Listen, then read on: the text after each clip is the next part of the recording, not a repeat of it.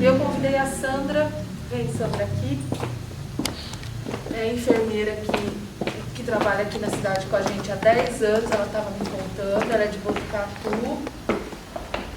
Mas Sandra, acho que quem melhor do que você falar, né? Contar pra gente, conta quem é você na fila do pão, aí para todo mundo te conhecer. E ela não vai fazer uma coisa muito extensa, a gente vai fazer realmente aquilo que é necessário, porque toda a atenção de vocês vai ser primordial para a nossa escola funcionar sem contaminação. Eu sou enfermeira, eu trabalho aqui no município de Lençóis Paulista, eu sou enfermeira de saúde da família, trabalho aqui há quase 10 anos. Neste momento eu estou trabalhando na coordenação da atenção básica, especificamente no núcleo que foi criado para a educação em saúde. Então por isso que a Priscila convidou e a gente vem muito bem grado, a gente agradece o convite. E é fundamental para a gente a disseminação das informações, porque é importante que a informação chegue de maneira correta. Vocês podem perceber que como essa doença é uma doença nova e que atingiu o mundo todo de uma maneira geral, a gente tem muita informação. Todo dia, muita informação. E tem informação que é divergente, né? E a gente pergunta, nossa, por que é divergente? O que acontece? Porque é uma doença nova. Então, muita coisa vai se descobrindo agora. A gente tem coisas que a gente ainda não sabe, está em pesquisa. Mas a parte principal, e o que a gente sabe até agora, é em relação à prevenção. Coronavírus é um nome de um vírus, tá? Que foi descoberto, esse vírus é da família corona. Existe já existia um vírus parente desse, né? Vamos chamar assim, que causa outras doenças respiratórias. Ele principalmente, ele é uma zoonose que a gente chama, porque ele veio de animais. Este vírus, agora, o Covid-19, é uma variação dele. Vamos chamar que é um primo, né? É um parente. Ele vem dessa família, mas é um vírus novo, que a gente não sabe, a gente sabe que ele é parente deste vírus, né? Ele tem similaridade, porém, a ação dele no nosso organismo é diferente. A maneira de contaminação, a maneira que ele age no nosso organismo é diferente, por exemplo, da influenza, que é um outro vírus que também parte dessa família. Ele foi descoberto inicialmente na China, na cidade de Wuhan, né? O que se sabe até hoje é que as crianças são menos vulneráveis. Que as crianças, quando apresentam sintomas, de tudo que foi estudado, e é uma doença nova, como eu disse para vocês, ela foi descoberta o ano passado. No meio do ano passado, lá na China, onde já estava em transmissão, eles perceberam que era uma doença parecida com gripe, mas que os medicamentos que eram usados para a gripe, eles não faziam efeito naquela pessoa, e aí por isso que foram pesquisar e descobriram uma doença nova. O que percebeu-se é que nesse período que as crianças, elas têm sintomas leves. A criança tem sintomas leves. E os idosos, até então, tinham sintomas mais graves. Hoje, por ser uma doença nova, a gente estuda, né, tem um estudo, vários estudos no mundo todo que estudam vários parâmetros dessa doença. E aí se estuda se no caso do idoso, pessoas acima de 60 anos, essa doença ela evolui com mais gravidade, podendo chegar a óbito, se é por conta das comorbidades. O que são comorbidades? São doenças associadas. Então, hipertensão, diabetes, né? Por quê? Ou é por conta exatamente da idade, ou é pelo sistema imunológico deprimido, né? Menos ativo. Por que atacaria essas pessoas? Em cada país, porque é uma pandemia, então é uma doença que atingiu praticamente todos os países do mundo, em cada país você percebe, por exemplo, o índice de mortes, né, que é a evolução grave da doença, é diferente, e a gente percebe públicos diferentes. Na Itália, a gente teve um grande número de óbitos de idosos, né? Mas a Itália é um país que tem muitos idosos. Quando a gente chega para o Brasil, a gente está começando a entrar aí numa curva ascendente, que chama de estar subindo o número de casos, de óbitos, a gente tem percebido variações disso. A gente tem percebido que o público jovem tem ido a óbito também. Portanto, a gente não tem como definir se são só não, ou se é mais grave em idosos e pessoas com outras comorbidades. Isso está em estudo. Isso ainda está em estudo. Por conta de que no Brasil a gente está tendo um reflexo da doença de maneira diferente. A gente vê não só a infecção, né, porque existem pessoas que se infectam e não aparentam nenhum sintoma, assim como criança. E tem pessoas que se infectam em poucos dias, ela começa a apresentar os sintomas, em poucos dias ela evolui de maneira grave e que ela precisa de internação, precisa de intubação e às vezes vai a óbito. Isso tudo está em investigação ainda, a gente não consegue definir um padrão, um parâmetro para essa doença. Mas o que a gente tem de informação até agora, é o que eu vou passar para vocês, que é primordial, em relação à prevenção. Até o que se sabe também. Por quê? Porque a gente ainda também não tem tratamento definido. Existem vários medicamentos sendo estudados no tratamento dessa doença, de quem já está doente. Porém, ainda não se chegou num consenso de qual seria o mais eficaz, porque todo medicamento é uma droga, né? E aí ele pode ter efeitos colaterais. E aí você tem que verificar se esses efeitos colaterais não são mais nocivos do que o benefício que ele traz. Então, tudo está em estudo ainda. A gente não tem certeza de nada. Tem vários protocolos sendo criados, mas nenhum é definitivo. Esse vídeo vai dar uma ideia de como acontece a transmissão. É importante para vocês que retornem para o ambiente de trabalho, que pode ser que você trabalhe com mais de uma pessoa na sala, ou a gente não sabe como vai evoluir a questão das aulas, né? Aí a Priscila estava falando quando isso vai retornar, enfim, se vocês vão ter contato com os alunos. O fato é que é importante vocês terem essa informação para saberem a prevenção de tudo que se sabe até agora. Outra dica, essa é uma dica que eu gostaria de dar para vocês, todas as informações que a gente for buscar, vocês vão perceber que todas que eu trouxe são de órgãos oficiais. Tá? Essa é uma doença nova, mas a gente não tem ainda definido, não tem nada assim, olha, é isso. Foram feitos vários estudos e chegou-se num consenso. Então, às vezes tem informação que é equivocada, tem informação que não é a correta. Então, o que se tem de oficial é aquilo que foi investigado, que até o momento é o que o Ministério usa. Então, essa informação do Ministério da Saúde. E o que a gente precisa fazer, então, para evitar a doença? Como que a gente contamina? O que vai estar lá no vídeo, né? A questão da contaminação. Como que a gente se contamina? Por gotículas. Gotículas que saem até o momento, que foi pesquisado principalmente, é que a gente se contamina por gotículas. Está se investigando outros tipos de transmissão já. Mas nesse momento confirmado gotículas que saem quando a gente fala, ou quando você espirra, que não sai da região aí da boca, ou nariz, tá? Então são das gotículas. E a gotícula, ela tem uma questão muito peculiar, tá? Se você ver, por exemplo, se eu espirrar, por que a gente estava discutindo aqui agora, estava percebendo, mas tem distanciamento, é 1 metro, 1 metro. No início, se vocês lembrarem, o distanciamento era de 2 metros. Pedia-se para as pessoas ficarem longe uma da outra, distantes, 2 metros. Por quê? Porque a gente não tinha instituído a questão da máscara. Somente profissionais de saúde usavam máscara. E aí quando você espirra, você já viu para onde vai?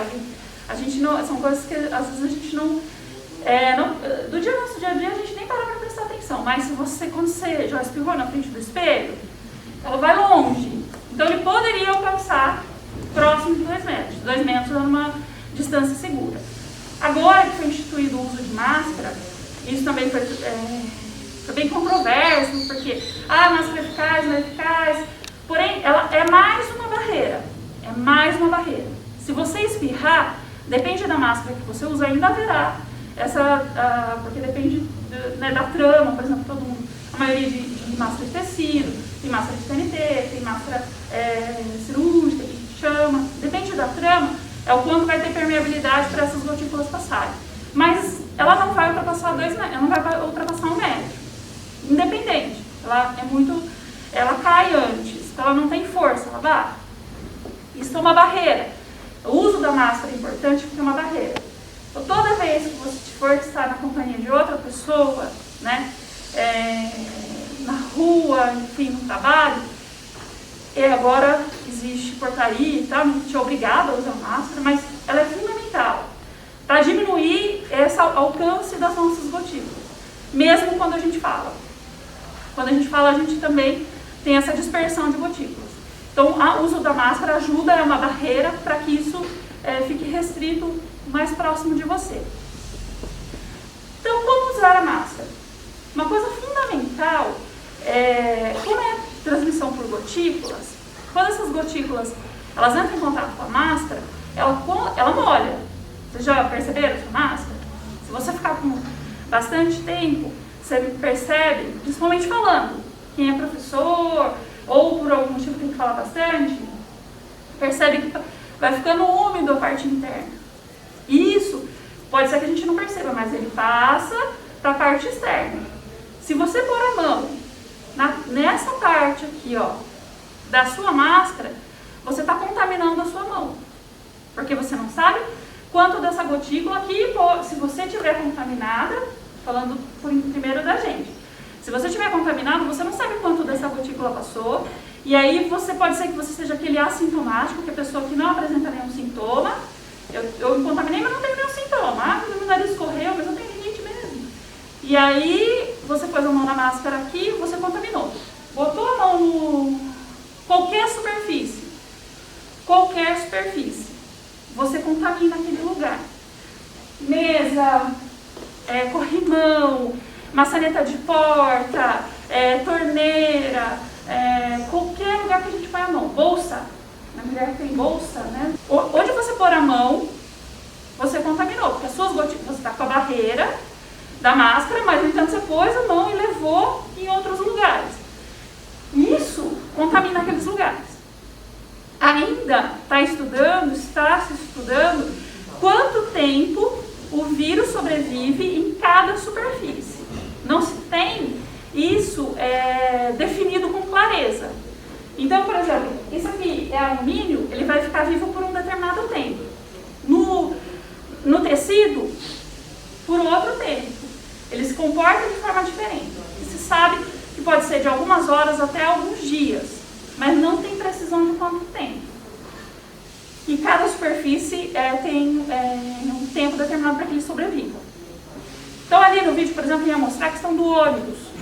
Se você pôr a mão, se você espirrar, né, agora, e pôr aqui a gente cobrir a boca com uma mão, e você colocar no assento do ônibus para segurar, ou aquele varão que fica no ônibus para você não cair, outra pessoa pôr a mão lá, ela se contamina.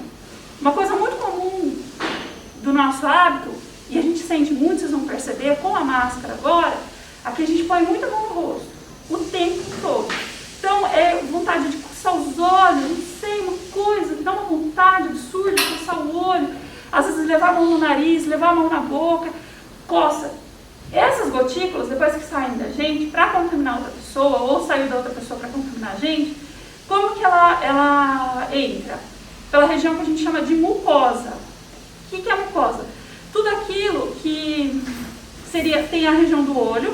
Então, essa parte vermelhinha interna do olho é uma mucosa, o nariz é uma mucosa e a parte da boca é uma mucosa. Então, você pegou nesses ambientes, está com a sua mão contaminada, não higienizou a mão, e você nem lembrou, levou a mão na boca, por exemplo, para tossir, você se contaminou. Levou a mão no olho, você quis coçar, você se contaminou. Coçou o nariz, você se contaminou. Tá? Então, por enquanto, as formas de contaminação que a gente sabe são por mucosa. Por isso que a máscara, a gente deve, toda vez que for lidar com ela, só na parte do elástico, tá vendo? Quando eu vou falar, ou vou tirar, ou qualquer coisa, eu vou colocar mesmo, só pelo elástico.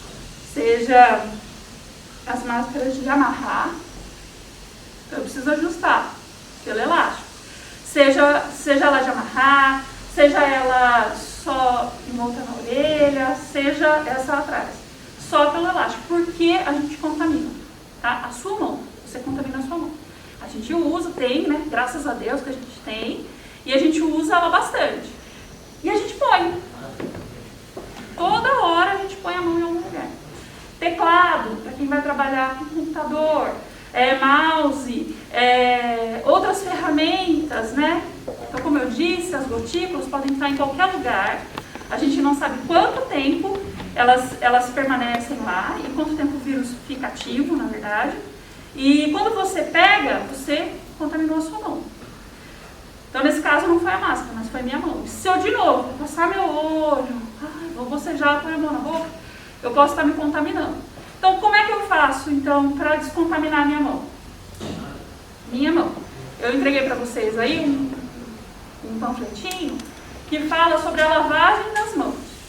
Então, lavar a mão não é a gente abrir a torneira e só molhar. A principal maneira mesmo, assim, a mais eficaz, mas é melhor o álcool gel ou é melhor lavar a mão? Então, a preferência é lavar as mãos. Sempre é lavar as mãos. Mas a gente não consegue lavar a mão toda hora. Então o álcool gel é uma alternativa também. Mas o principal é lavar a mão. Então sempre que for possível, lavar as mãos. E para lavar as mãos, a gente tem esse processinho fundamental. Que é, molhou as mãos, colocou o sabão, esfregou por toda a mão. Aí a gente tem que limpar todas as áreas. Então a parte do dorso, da mão. A gente tem que lavar essa região, que é a região próxima aqui do punho, obrigada. Entre os dedos, a gente precisa lavar entre os dedos, a gente precisa lavar essa região aqui, ó, paralelo às mãos, e esse movimento é fundamental. Vocês podem depois ver, tem uma sequência. Esse movimento é fundamental. Por quê? Porque a gente pode ter contaminação embaixo das unhas. Você que é área da beleza, então só fazendo aqui uma observação, não é recomendado que a gente passe maquiagem nem batom quando usa as máscaras, tá? Só a título de recomendação. Por conta de que, principalmente máscara de tecido, porque umedece ou porque suja e depois quando você vai fazer a lavagem da máscara, você tem que esfregar, no caso a máscara que ficou suja, e aí aquela durabilidade pode ser... Ela não abre, né? Ela abre, exatamente, a trama abre. E a durabilidade da máscara não vai ser a mesma. E nem a eficácia. Então não é recomendado que a gente use nem batom nem maquiagem, que não está usando máscara. O processo de uso de álcool gel, nesse processo das mãos, é muito semelhante ao da lavagem das mãos. Percebam que o álcool gel, a gente faz assim, né? Tá tudo certo, não tá tudo certo? Então, mas se tiver contaminação no dorso da mão, nos dedos, então o álcool gel, o processo é exatamente igual. A única coisa que você não vai enxaguar, você vai usar o álcool, tá? Então essas são as maneiras, as barreiras que a gente tem nesse momento. A questão da higienização dos ambientes é fundamental. Então o álcool, na higienização dos ambientes, quando não é possível lavar, o álcool é o mais indicado, tá bom? Quando que eu passo o álcool? A todo momento. Porque se a todo momento a gente põe mão, então sempre que possível. O álcool 70 é o mais indicado. Só ele eu posso usar, eu posso usar outros, mais próximo do 70. Nem com muito baixo de teor alcoólico, ou teor do álcool, nem muito alto também. Tem que ser próximo do 70, porque senão ele não tem a mesma eficácia, tá? Porque é um vírus e para fazer essa descontaminação a gente precisa desse movimento. Você saiu, ou foi para o trabalho, ou foi no supermercado, um ambiente muito contaminado, supermercado. Você chegou em casa, o ideal é que você tenha o que a gente chama de uma zona suja e uma zona limpa. Zona suja é onde você tira os sapatos, você tira a sua roupa e você entra e tudo aquilo você foi para lavar. Então não reutilizar a roupa no dia seguinte, você foi para lavar e você toma banho. Se a roupa sua estiver contaminada e você por algum motivo não tocou, né? Depois você pode tocar na hora de se vestir e vai contaminar. E pode contaminar o ambiente, que são as pessoas que estão na sua casa. Né? Então, o ideal é que quando você chega em casa, você tira a roupa, toma banho. Cabelo, então a contaminação pode estar no cabelo, pode estar no óculos, pode estar no nosso crachá, na superfície, certo? Celular, coisa que a gente usa o tempo todo, né? O tempo todo a gente está usando. A gente tem que higienizar com álcool gel. Quem é da informática, vocês sabem que não é para passar álcool líquido, né? Mas o álcool gel é importante na higienização do celular. Produtos de supermercado, não é o foco, né? O foco de vocês é o trabalho, mas a gente deve, ou deveria, higienizar os produtos quando chegam no supermercado, tá? Porque eles estão expostos na prateleira, você não sabe quem pôs a mão lá, nem o que passou por lá, então quando chega em casa, o ideal é que higienizasse. Acredito que são hábitos novos. A gente é uma realidade nova e a gente precisa criar hábitos novos. Eu acho que me preocupa muito é a máscara mesmo, né? Porque a gente faz sem querer de botar a mão, né? Esquece que é aqui, que é o lance. Então acho que isso é uma coisa que a gente deve pensar bastante, né? E o uso da máscara também, assim, a de tecido, é importante que toda vez que ela tiver úmida, vocês troquem. Então é importante ter mais de uma. Não dá pra você usar hoje e amanhã você usar ela de novo. Tem que lavar todo dia e sempre que ela estiver úmida, troque. A Anvisa, né, que é a Agência Nacional de Vigilância Sanitária, pede até 3 horas, na verdade. Mas é a questão da umidade mesmo. A hora que ela estiver úmida, você deve já trocar por outra máscara. Ok? Então, gente, minha colaboração era essa. Se vocês tiverem dúvida, eu me coloco à disposição. Mas todas as unidades de saúde elas estão em funcionamento, todas as enfermeiras têm essa... Claro, vamos supor que a gente tenha que levar o aluno para uma sala, né? O procedimento é o mesmo, distanciamento, aí a hora que ele acabou de usar o equipamento, higienizar esse vidro, ele mesmo pode higienizar? Pode. Ou tem que vir... Não. Se você disponibilizar o material para ele, ele mesmo pode higienizar, lembrando que depois ele tem que higienizar as mãos, né? Então a questão aí das mãos é uma questão constante. Eu acho que até é pedagógico, né? Você pedir para que ele higienize o equipamento. Ele mesmo pode higienizar a volta às aulas. Se vocês voltarem, por exemplo, né? O ambiente não pode ser um ambiente fechado, tem que ser um ambiente aberto. As portas têm que estar abertas, a gente não pode ligar o ar-condicionado. Agora a gente vai entrar no frio, mas a gente não sabe por quanto tempo isso vai perdurar. Então não deve ligar o ar-condicionado, porque o ar-condicionado fica circulando o vírus. Então tem que ter corrente de ar, tem que ficar aberta, as portas, janelas. O distanciamento, como vocês fizeram. Então, se todo mundo tiver de máscara e mantiver essas medidas sanitárias, 1 metro de distância, de distanciamento entre eles, tudo bem. Não é legal de compartilhar equipamento. Então, se tiver que compartilhar, tem que higienizar antes. Cada um pode higienizar o seu, desde que tenha o produto adequado. Por exemplo, o que é produto adequado? É o álcool, né? O álcool gel, o álcool líquido, seja próximo dos 70%. E assim, o pano, o papel que você vai usar, você não pode reutilizar.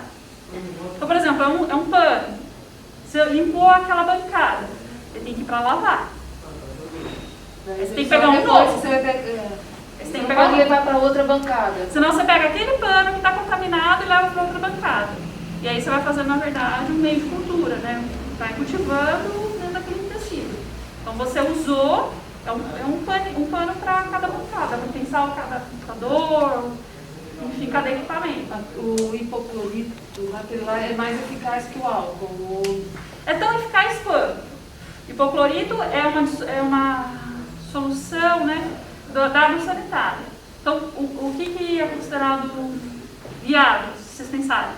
Pensa no balde, esse balde que a gente tem em casa de 20 litros, você põe 2 colheres daquela água sanitária de concentração, aí tem que olhar a concentração de 2%. Então, não olha no supermercado, que boa, né, aquela água sanitária, se tiver lá, a concentração for de 2%, você pode diluir 2 colheres de sopa dessa água sanitária num balde de 20 litros. Aquela água você pode utilizar para limpar os ambientes. É claro que se você não é conveniente, por exemplo, você molhar o pano, passar no chão, por exemplo, ir lá e molhar o pano de novo, porque você está trazendo toda a sujidade lá naquela água.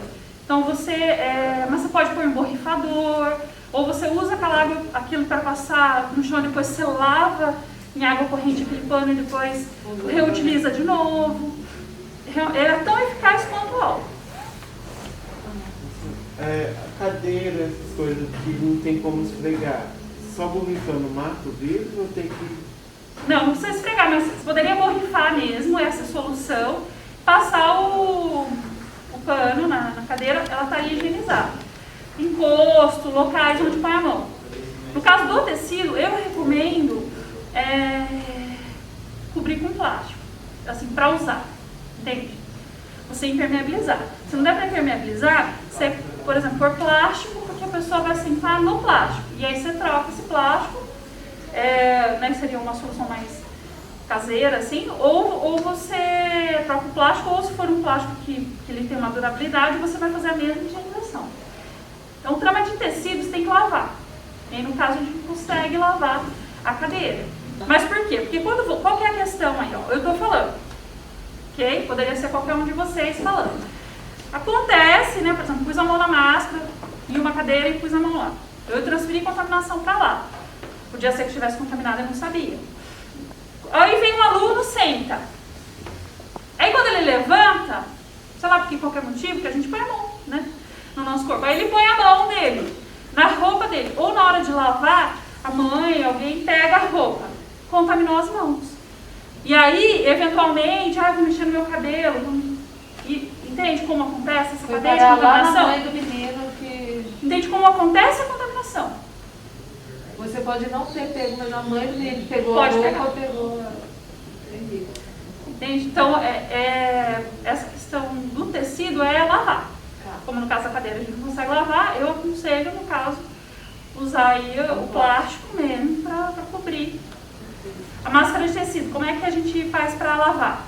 Então, você usou, daí você pode você põe de molho nessa concentração de água que eu falei. Então, você não precisa usar um balde inteiro, mas você dilui 2 colheres de água, 2 colheres de sopa de água sanitária num balde de 20 litros. Você usa uma quantidade suficiente para mergulhar, então coloca num pote, enfim, coloca a máscara de tecido lá para lavar. Deixa de 20 a 30 minutos de molho, tira, passa sabão, lavou na mão, põe para secar. Secou, você passa. Aí você passa com ferro quente, ela está pronta para ser reutilizada. Quanto tempo a gente pode reutilizar a máscara de tecido? Enquanto você perceber que ela não está esgarçada. O tecido, né, ele cede, esgarça.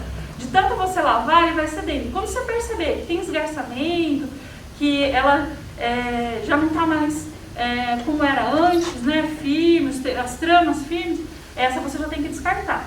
Em média, fizeram um estudo, dá 30 lavagens. Depois de 30 lavagens, você deve trocar. Eu tenho um alimento, eu coloco no congelador. Ao colocar no congelador, ele mata também ou conserva o vírus? Baixas temperaturas não matam. Só... Só altas temperaturas ou ou o sabão, água sanitária ou o álcool, porque eles entram na estrutura do vírus e aí ele se dissolve, explode em alguns momentos. A baixa temperatura conserva. Mas alimentos em si, de maneira geral, não tem sido verificado contaminação por alimento.